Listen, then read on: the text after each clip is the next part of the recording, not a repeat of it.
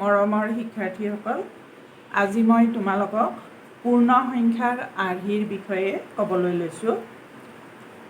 এতিয়া মই ইয়াত লিখিছোঁ, প্ৰতিটো পূৰ্ণ সংখ্যাকে আমি ডটৰ সহায়ত এক নিৰ্দিষ্ট সজ্জাৰ সহায়ত প্ৰকাশ কৰিব পাৰোঁ। এই সজ্জা বা আকৃতি 4 প্ৰকাৰৰ হ'ব পাৰে। সেইবোৰ হ'ল 1 নম্বৰ ৰেখাৰ সহায়ত, 2 নম্বৰ ত্ৰিভুজ আকাৰত, 3 নম্বৰ বৰ্গ আকাৰত আৰু 4 নম্বৰ আয়ত আকাৰত। তাৰমানে মই ইয়াত কি কৈছোঁ যে যদি আমি এটা বিন্দুৰ সহায়ত 1টো বুজাওঁ, এটা ডটৰ সহায়ত যদি আমি 1 সংখ্যাটো বুজাওঁ, তেতিয়াহ'লে 2 সংখ্যাটো বুজাবলৈ আমি কি কৰিম? এই দুটা ডট ব্যৱহাৰ কৰিম। 3 সংখ্যাটো বুজাবলৈ আমি এই 3টা ডট ব্যৱহাৰ কৰিম। 4 সংখ্যাটো বুজাবলৈ আমি 4টা ডট ব্যৱহাৰ কৰিম।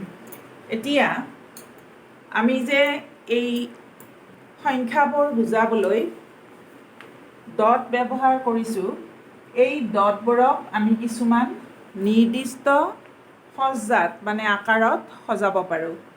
এতিয়া 1 নম্বৰটো মই লিখিছোঁ ৰেখাৰ সহায়ত।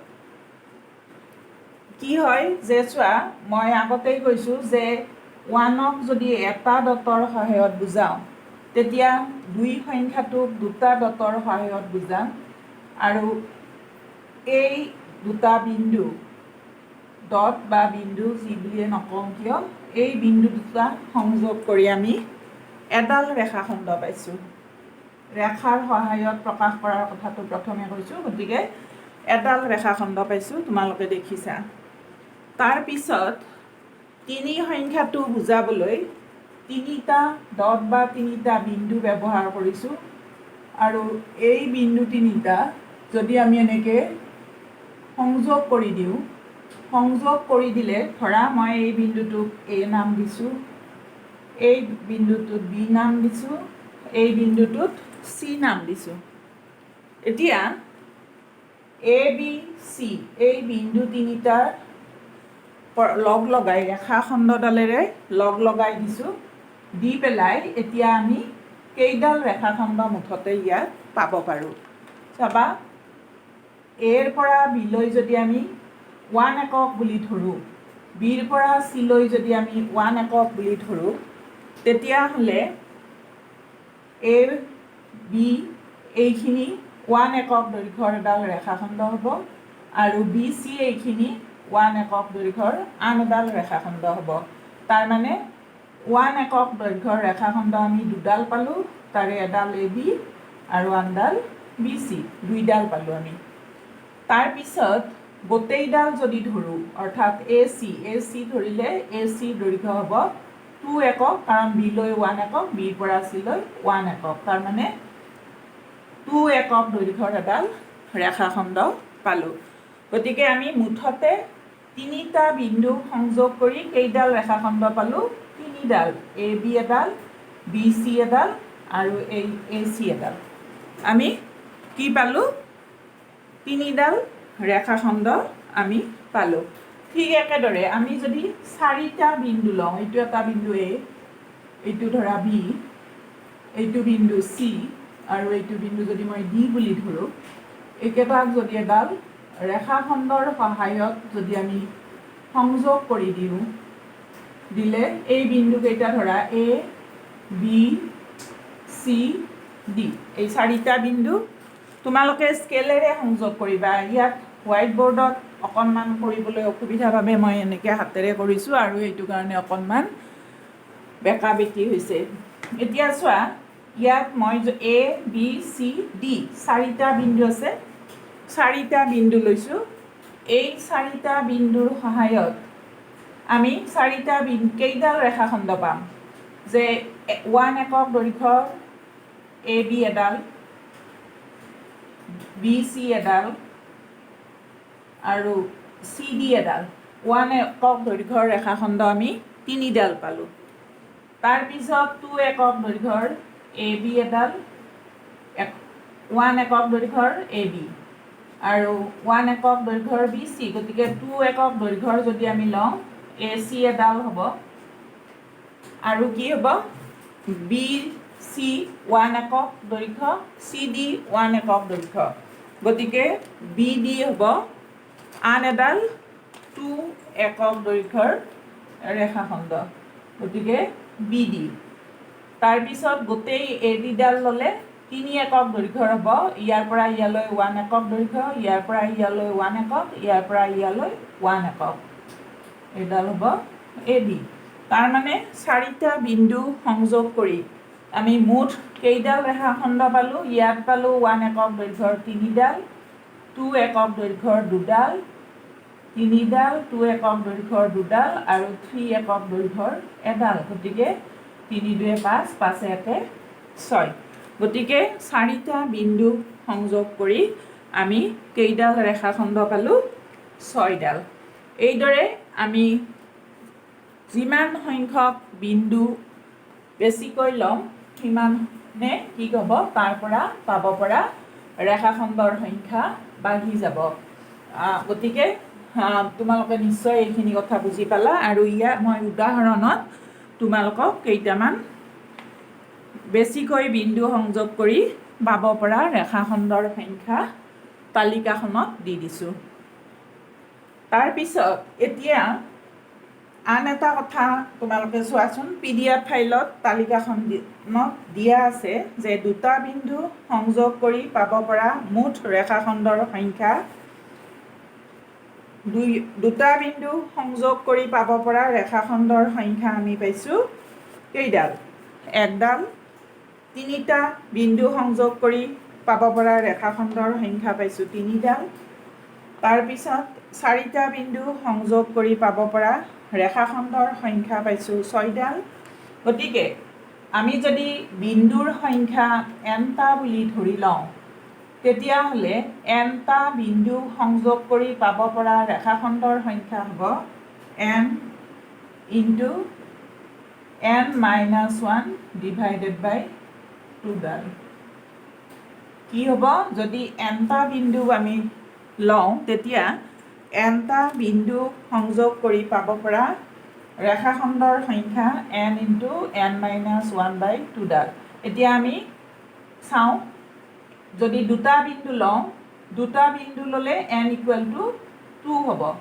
গতিকে n ইকুৱেল টু 2 হ'লে দুটা বিন্দু সংযোগ কৰি পাব পৰা ৰেখাখণ্ডৰ সংখ্যা 2 ইনটু 2-1 ডিভাইডেড বাই 2ডাল মানে কিমান হ'ল 2 ইনটু 1 বাই 2 ডাল ইজ ইকুৱেল টু 2 একবাৰ যাব একবাৰ মানে আমি একডাল ৰেখাখণ্ড পালোঁ আমি পাইছোঁ ইতিমধ্যে সংযোগ কৰি মই তোমালোকক দেখুৱাইছোঁ যে দুটা বিন্দু সংযোগ কৰি পাব পৰা ৰেখাখণ্ডৰ সংখ্যা এডাল তাৰপিছত যদি আমি ধৰা 4টা বিন্দু সংযোগ কৰি পাব পৰা ৰেখাখণ্ডৰ সংখ্যা উলিয়াওঁ তেতিয়াহ'লে n ইকুৱেল টু 4 হ'ব আৰু তেতিয়া 4টা বিন্দু সংযোগ কৰি পাব পৰা ৰেখাখণ্ডৰ সংখ্যা হ'ব n মানে 4 n-1 4-1 ডিভাইডেড বাই 2ডাল এতিয়া এইটো কেলকুলেশ্যন কৰি পাম 4 ইনটু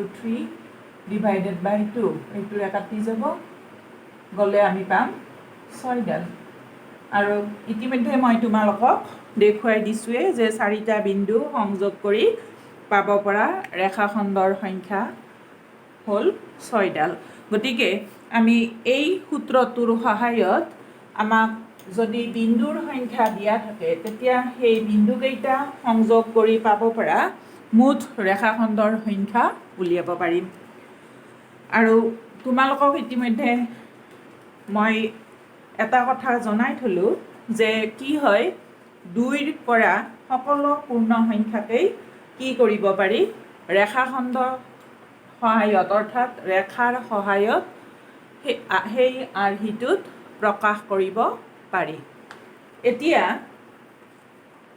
2 নম্বৰ কথা এটা হ'ল যে কি হয় কিছুমান সংখ্যাক এটাতকৈ বেছি সজ্জাত অৰ্থাৎ এটাতকৈ বেছি ধৰণে সজাব পাৰি যেনে আমি যদি 3 সংখ্যাটো লওঁ তেতিয়াহ'লে আমি 3টা বিন্দু ল'ম। 3 সংখ্যাটো ল'লে 3টা বিন্দু ল'ম। ল'লে এই 3টা বিন্দুক আমি ৰেখাখণ্ডৰ সহায়ত প্ৰকাশ কৰিব পাৰোঁ। আৰু কি কৰিব পাৰোঁ, ত্ৰিভুজ আকৃতিটো আমি এনেকৈ প্ৰকাশ কৰিব পাৰোঁ। ইয়াতো 3টা বিন্দু আছে আৰু আমি এইটো সংযোগ কৰি দিলে এটা ত্ৰিভুজ হ'ল। তাৰ মানে 3 সংখ্যাটোক আমি 2 ধৰণে প্ৰকাশ কৰিব পাৰিলোঁ।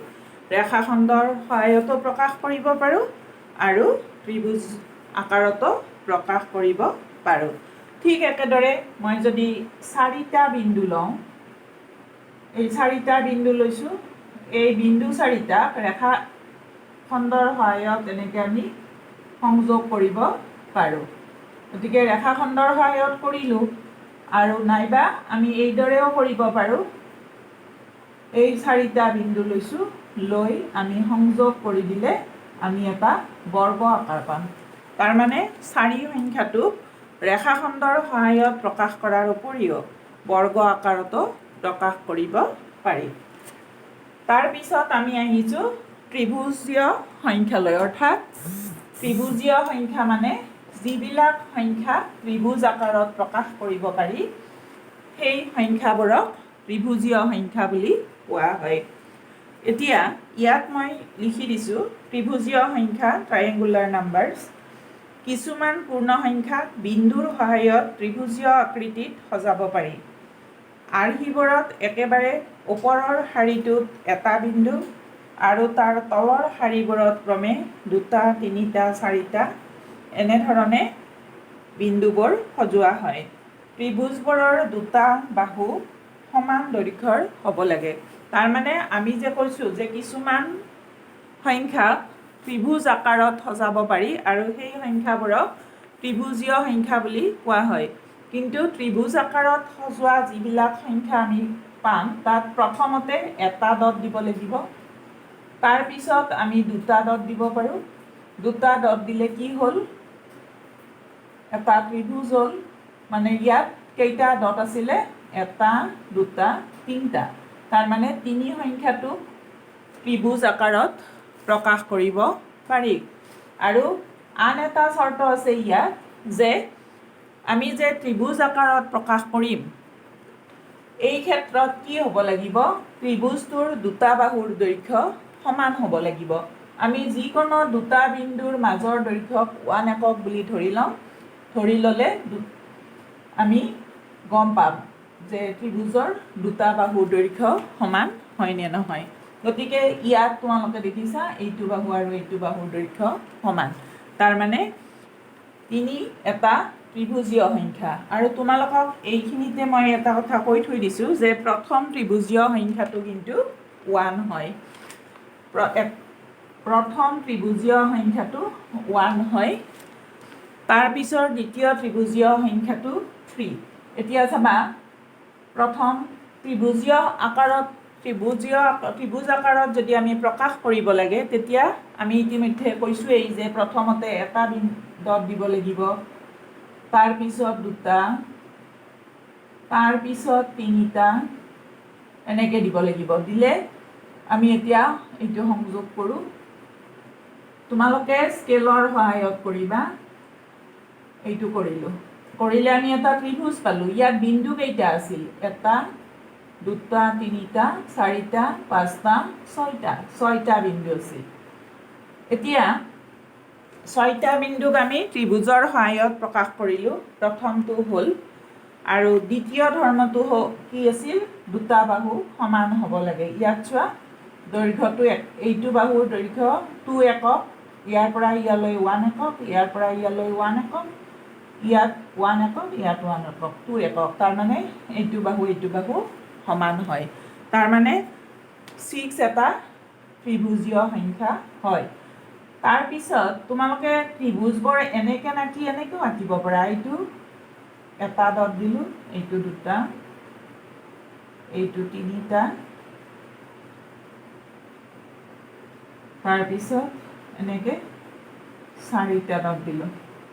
মানে এটা এটাকৈ বাঢ়ি আহিব প্ৰথম ওপৰত এটা তাৰপৰা দুটা তিনিটা চাৰিটা এতিয়া আমি ৰেখাখণ্ডৰ সহায়ত এনেকৈ যদি সংযোগ কৰি দিওঁ দিলে আমি এটা ত্ৰিভুজ পালোঁ এতিয়া ইয়াত বিন্দু কেইটা আছিল এইটো এটা দুটা তিনিটা চাৰিটা পাঁচটা ছয়টা 7 8 9 10 তাৰমানে ইয়াত 10টা বিন্দু আছিল আৰু এই 10টা বিন্দুক আমি কি কৰিলোঁ ত্ৰিভুজ আকাৰত সজালোঁ আৰু এতিয়া এইটো বাহুৰ দৈৰ্ঘ্য 3 একক এইটো বাহুৰ দৈৰ্ঘ্য 3 একক তাৰমানে দুটা বাহুৰ দৈৰ্ঘ্য সমান হ'ল আমাৰ ত্ৰিভুজ আকাৰত প্ৰকাশ কৰিবলৈ প্ৰয়োজনীয় দুয়োটা চৰ্ত সিদ্ধ হ'ল গতিকে 10 এটা ত্ৰিভুজীয় সংখ্যা তাৰমানে কি হ'ব প্ৰথম ত্ৰিভুজীয় সংখ্যা 1 দ্বিতীয় ত্ৰিভুজীয় সংখ্যা 3 তৃতীয় ত্ৰিভুজীয় সংখ্যা 6 চতুৰ্থ ত্ৰিভুজীয় সংখ্যা 10 এতিয়া এই আৰ্হিবোৰৰ পৰা আমি ত্ৰিভুজীয় সংখ্যা উলিওৱাৰ এটা সূত্ৰ লিখিব পাৰোঁ যে nতম ত্ৰিভুজীয় সংখ্যা মানে nতম ত্ৰিভুজীয় সংখ্যা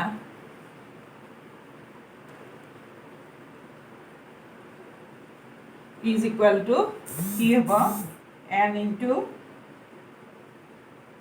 n plus 1/2 এইটো সূত্ৰৰ সহায়ত আমি nতম ত্ৰিভুজীয় সংখ্যা উলিয়াব পাৰোঁ যেনে চাবা আমি কৈছোঁ প্ৰথম ত্ৰিভুজীয় সংখ্যা 1 গতিকে যদি আমি n equal to 1 লিখোঁ nতম মানে এটা লিখিলে প্ৰথম হ'ব তেতিয়াহ'লে n equal to যদি আমি 1 লিখোঁ অৰ্থাৎ প্ৰথম ত্ৰিভুজীয় সংখ্যা উলিয়াওঁ তেতিয়াহ'লে সূত্ৰটোত nৰ ঠাইত কি লিখিম আমি 1 into 1 plus 1 divided by 2 is equal to 1 into 1 plus 1 2 cancel হৈ গ'লে 1 আমি ইতিমধ্যে পাইছোঁৱেই যে প্ৰথম ত্ৰিভুজীয় সংখ্যাটো হ'ল 1 তাৰপিছত তৃতীয় ত্ৰিভুজীয় সংখ্যাটো মই লৈছোঁ ধৰা মানে nৰ মানটো তেতিয়া 3 হ'ব তৃতীয় ত্ৰিভুজীয় সংখ্যা হ'লে nৰ মান 3 হ'ব 3 into n plus 1 মানে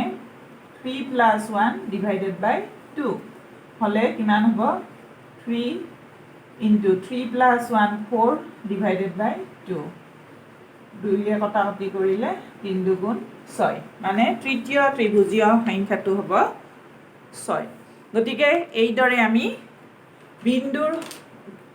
এইদৰে আমি কি কৰিব পাৰোঁ nতম ত্ৰিভুজীয় সংখ্যা সূত্ৰটোৰ সহায়ত আমাক প্ৰয়োজনীয় যিকোনো সংখ্যক ত্ৰিভুজীয় সংখ্যা আমি উলিয়াব পাৰোঁ এতিয়া তাৰপিছত আহিছোঁ আমি বৰ্গ আৰ্হিৰ সংখ্যা কি হয় কিছুমান সংখ্যাক বৰ্গ আকাৰত সজাব পাৰি বৰ্গ আৰ্হিৰ সংখ্যা এতিয়া যিবিলাক সংখ্যাক বৰ্গ আকাৰত সজাব পাৰি সেই সংখ্যাবোৰক কি বুলি কোৱা হয় বৰ্গ আৰ্হিৰ সংখ্যা যেনে ধৰা 4টা 4 সংখ্যাটোক আমি 4টা বিন্দুৰ সহায়ত যদি বুজাওঁ কাৰণ এটা 1ক এটা বিন্দু বা ডটৰ দ্বাৰা বুজালে এইটো এটা বৰ্গ হ'ল গতিকে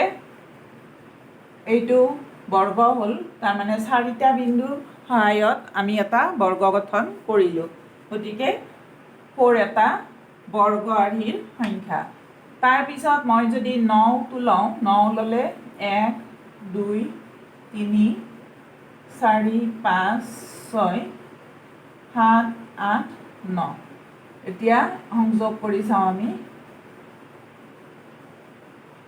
ইয়াতে দেখিছোঁ চোৱা 9টা বিন্দু আছিলে আৰু প্ৰতিটো বৰ্গ হ'লে প্ৰতিটো বাহুৰ দৈৰ্ঘ্য সমান হ'ব লাগিব এতিয়া চোৱা ইয়াত মই আগতেই কৈছোঁ দুটা বিন্দুৰ মাজৰ দৈৰ্ঘ্য 1 একক দৈৰ্ঘ্য বুলি ধৰি ল'ম গতিকে ইয়াত এইটো বাহু 2 একক ইয়াৰ পৰা ইয়ালৈ 1 একক ইয়ালৈ 1 একক 2 একক ইয়াত এইখিনি 1 এইখিনি 1 2 একক এইটো 1 এইখিনি 1 2 একক মানে 4টা বাহুৰ দৈৰ্ঘ্য চাৰিওটা বাহুৰ প্ৰতিটোৰে দৈৰ্ঘ্য 2 একক গতিকে এইটো এটা বৰ্গ হয় গতিকে তাৰ মানে কি কৰিব পাৰো আমি ক'ব পাৰো যে 9 এটা বৰ্গ আৰ্হিৰ সংখ্যা তাৰ পিছত 16 এটা বৰ্গ আৰ্হিৰ সংখ্যা হ'ব 25 এটা বৰ্গ আৰ্হিৰ সংখ্যা হ'ব আৰু তোমালোকে চাবা যে বৰ্গ আৰ্হিৰ সংখ্যাত আমি যে বৰ্গবোৰ গঠন কৰিলো ইয়াত শাৰী আৰু স্তম্ভৰ সংখ্যা সমান এতিয়া আমি পথালিবোৰক যদি শাৰী বুলি ধৰো এইটো এটা শাৰী এইটো এটা শাৰী এইটো এটা শাৰী হল তিনটা শাৰী হ'ব তাৰ পিছত এইটোক পথালিটোক শাৰী বুলি ধৰিছো এইটোক যদি স্তম্ভ বুলি ধৰো এইটো এটা এইটো এটা এইটো এটা তিনিটা স্তম্ভ মানে এইটোত স্তম্ভ তিনিটা আছে আৰু শাৰীও তিনিটা আছে ঠিক একেদৰে আমি বাকিবোৰ বৰ্গ আৰ্হিৰ সংখ্যাকো এইদৰে সজাব পাৰো বৰ্গৰ সহায়ত আৰু প্ৰতিটো বৰ্গতে কি হ'ব স্তম্ভ আৰু শাৰীৰ সংখ্যা সদায় সমান হয় তাৰ পিছত নেক্সট আয়ত আৰ্হিৰ সংখ্যা যে কিছুমান সংখ্যাক আমি আয়ত আৰ্হিত সজাব পাৰো যেনে এতিয়া 6 মই 6 মানে 6টা বিন্দু লম এই 6টা বিন্দু ললে একেটা সংযোগ কৰি আমি কি পাম এটা আয়ত পাম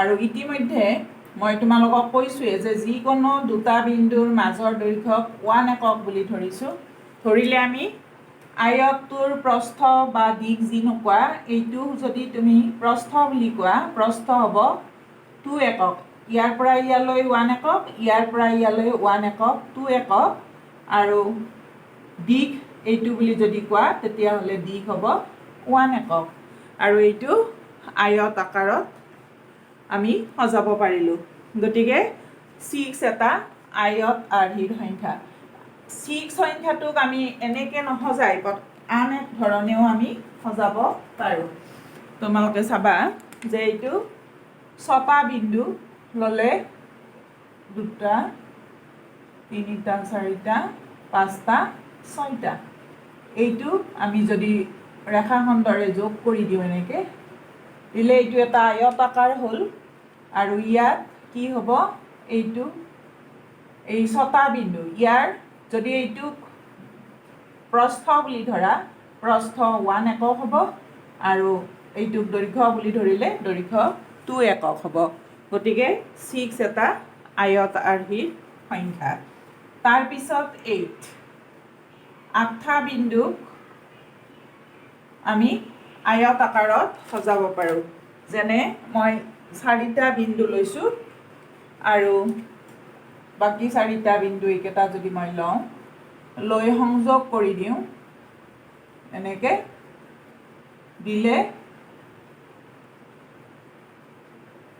এটা আয়ত আকাৰ পাম এতিয়া ইয়াত এইটোৰ প্ৰস্থ বুলি যদি এইখিনি ধৰো কিমান একক 1 2 3 একক হ'ব আৰু এইটোক যদি দৈৰ্ঘ্য বুলি ধৰো এইটো 1 একক হ'ব একেদৰে 6 টোক যেনেকে আমি সজাইছিলো 8 টোকো আমি এনেকুৱা আয়ত নবনাই এনেকৈ বনাব পাৰো 3 4 5 6 7 8 এতিয়া আমি এইদৰে ৰেখাখণ্ডৰ সহায়ত সংযোগ কৰি দিলে কি হ'ব এইটোক যদি প্ৰস্থ বুলি ধৰা এইটো 1 একক হ'ব আৰু দৈৰ্ঘ্য 1 2 3 এইটো হ'ব 3 একক গতিকে 6 8 আয়ত আৰ্হিৰ সংখ্যা গতিকে তোমালোকে ইতিমধ্যে পূৰ্ণ সংখ্যাৰ আৰ্হিবোৰৰ বিষয়ে মই ক'লো তোমালোকে নিশ্চয় বুজি পাইছা আৰু PDF ফাইলটো তোমালোকে